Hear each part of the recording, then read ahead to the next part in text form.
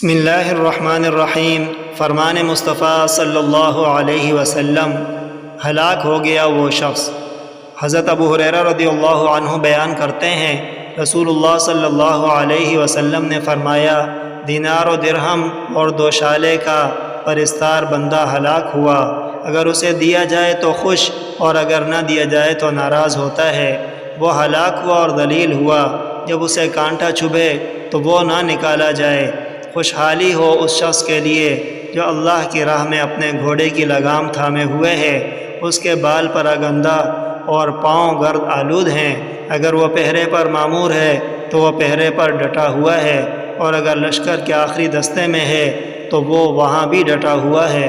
اگر وہ محفل میں شرکت کے لیے اجازت طلب کرے تو اسے اجازت نہ دی جائے، اور اگر وہ سفارش کرے تو سفارش قبول نہ کی جائے۔ رواہ البخاری۔